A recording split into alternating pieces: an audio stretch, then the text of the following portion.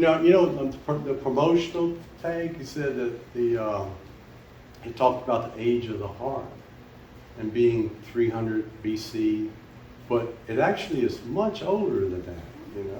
I mean, it started with the bow and arrow, and somebody noticed that you could get a tone, and so they started evolving, and if you see in the notes, this is a picture of an Egyptian harp from 1300 BC. And the harp is actually, that's the real harp, and it's in the Metropolitan Museum of New York. Have you seen it?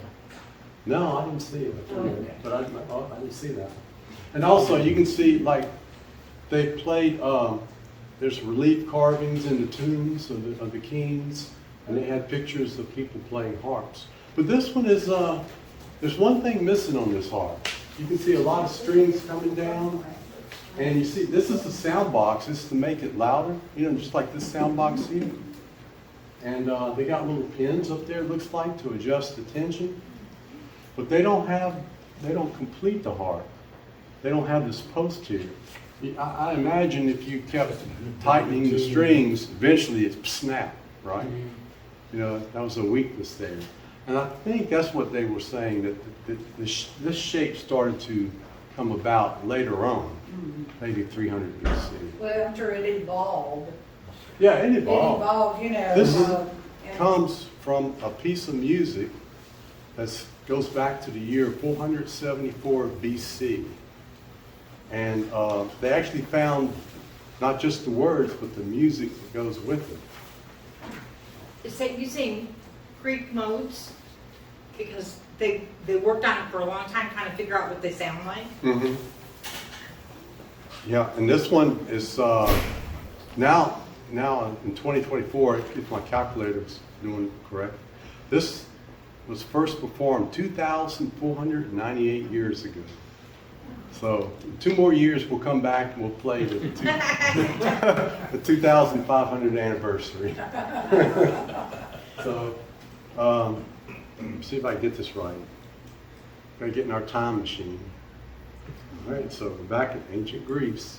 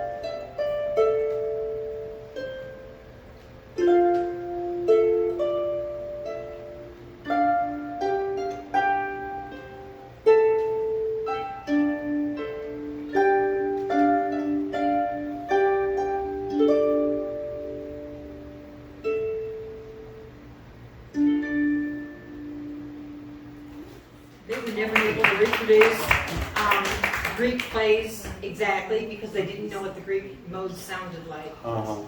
It's been like 20 years ago, 30 years ago, when somebody told me that. So, and I knew they were working on it. This is really cool. Yeah, Yeah. that has like a call and response effect.